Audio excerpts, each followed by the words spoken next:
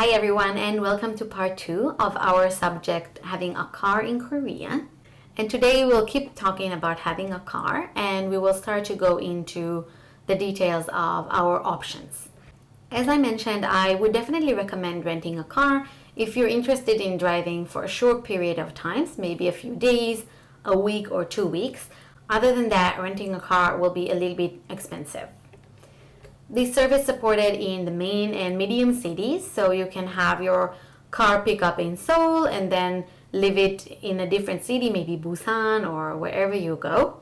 And you can also have a car renting service from your city to the airport, so you can leave the car at the airport.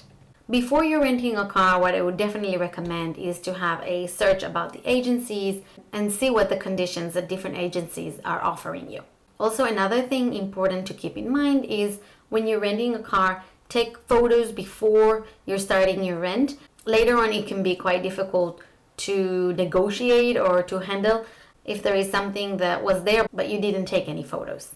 Also, I would recommend negotiate the price.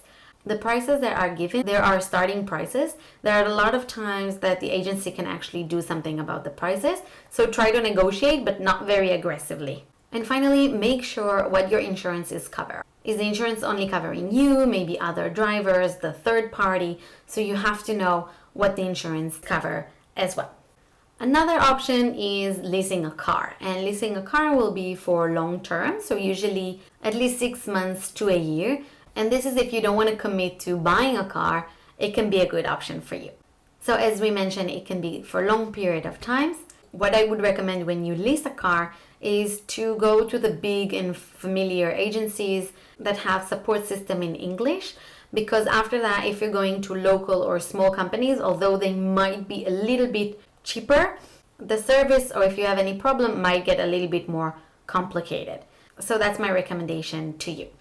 Also here, feel free to try and negotiate prices, not too aggressively again, but the starting prices are, a lot of the times they can actually give you a little bit better prices than what they register in their websites.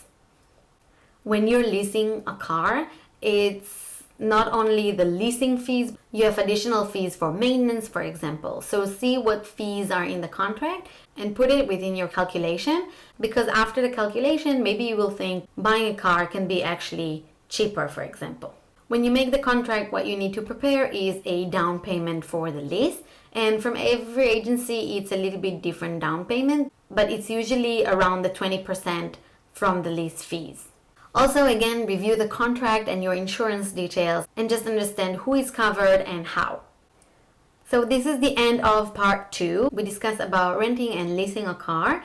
In the next part, we will discuss about buying a car and importing a car. So I will see you in the next part.